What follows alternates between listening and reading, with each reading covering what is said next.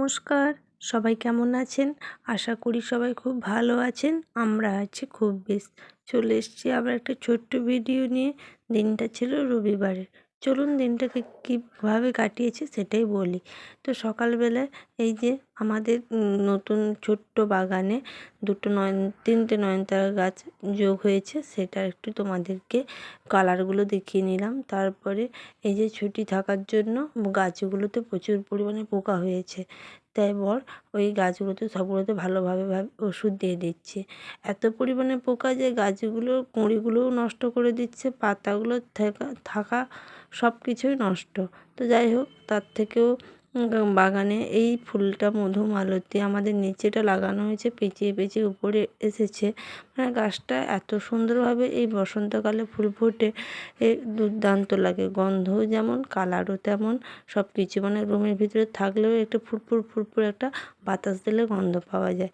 কিছুদিনের জন্য আমার শরীর খারাপ থাকার জন্য টিউশনটা বন্ধ রেখেছিলাম 2-3 দিন। তাই সেটা মেকআপ করার জন্য রবিবারে বাচ্চাগুলোকে ডেকেছি পড়িয়ে দেওয়ার জন্য। তারপরে আবার কিছু জন নিজেরাই ছুটি নিয়ে নিয়েছে। তো হোক, তারপরে এই যে বড়মশাই নিয়ে এসছে মাংস, ও ধুচ্ছে মাংসটা। ও ধোয়ার পরে ও চলে গিয়েছে। আমি চান করে চলে এসেছি ঠাকুর ঘরে। কাকিমা পুজো করেছে, আমি তারপরে ঠাকুরকে এসে ফুল দিলাম। আর এই যে একটু ভিডিওটা করলাম। কেমন হয়েছে জানিও, কেমনভাবে ফুলগুলো দিয়ে সাজানো হয়েছে। আর এই যে আমাদের কার্তিকবাবু, উনি সবসময় হাসি মুখেই থাকেন, ওনার কোনো দুঃখ নেই জীবনে।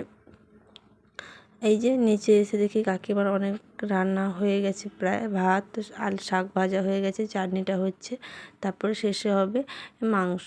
এই যে মাংসের দায়িত্ব পড়েছে আমার বড়বাবুর কাঁধে। ও বলল আমি রান্না করব। প্রায়ই ওই রান্না করে, মাংস টাংস হলে ওই রান্নাই করে। আর এই যে প্রায় সব মশলা, মাংসে যে মশলাগুলো দেওয়া হয়, আদা রসুন পেঁয়াজ লঙ্কা আর সব কিছু দিয়ে ভালোভাবে ও মাংসটাকে কষিয়ে নিচ্ছে। আর তারপরে এই যে দেখো, এই যে মাংসটাকে বেশ ভালোভাবে ধুয়ে নুন হলুদ তেল দিয়ে মাখানো আছে, আলুগুলো ভাজা হয়ে গেছে। এই যে দেখাচ্ছি মাংস রান্না করতে করতে কারণ ফোন দেখছে, ওর জীবনটাই হলো এই ফোন। কেন, তাই একটু ভিডিওটা করে দেখালাম। তো এই যে তারপরে দেখালাম এই যে লেবু পাতা দেবে মাংসতে। এখানে অনেক ধরনের এরা এইরকম করেই খায়। তেজপাতা দিলে হয় না, ওদের আবার লেবু পাতাও দিতে হয়।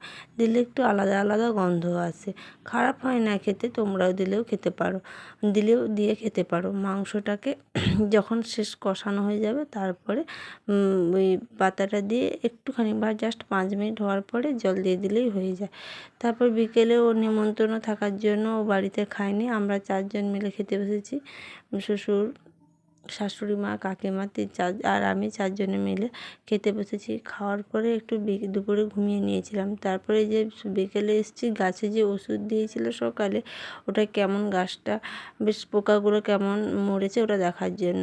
তো দেখলাম বেশ পোকাগুলো মারাই গেছে, কারণ যখন ঝাড়লাম গাছগুলোকে সব পোকাগুলো নিচে পড়ে গেছে।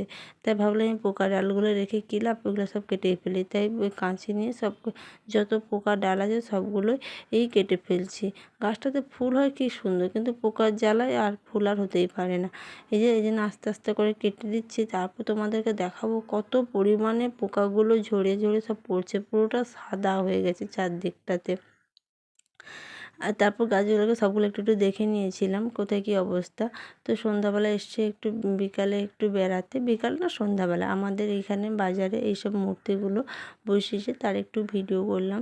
তো এখন আইসক্রিম না খেলেই নয়, তো বিকেলে এই যে আইসক্রিম খাচ্ছি। আর বাজারে গিয়েছিলাম, তাই এই যে 3টে হেয়ার ব্যান্ড নিয়েছি, আর একটা গোলাপ জল শেষ হয়েছিল, ওটা নিয়ে এসেছি। তারপর ভাবলাম কী আর করবো, অনেক ব্লাউজের পিস আছে, চলো একটা আসন বানাই। তাই এই যে এখন শুরু করেছি, হয়তো 2 দিন লাগবে শেষ করতে। আমি একদিনে একটা কাজ সম্পূর্ণ করতে পারি না, 2-4 দিনই লাগে তার কাজগুলো সম্পূর্ণ করতে। তো মাপ করে এই যে শাড়ির আঁচলের পিসগুলো সব কেটে নিচ্ছি। এগুলো পরে পরে কী হবে, তার থেকে কিছু একটা তৈরি করলে কাজেও লাগবে। তো অনেক দিন থেকেই ভাবছি, কিন্তু এই অলসতার জন্য আর হয়ে ওঠেনি। তো এই জন্য তার জন্য এগুলো করে ফেলছি। যাই হোক, চলো কেমনভাবে বানাচ্ছি একটা শর্টস ভিডিও করছি, সেখানে শেয়ার করব পুরোটা। চলো এখানে ভিডিওটাকে শেষ করছি, দেখা হচ্ছে নেক্সট ভিডিও।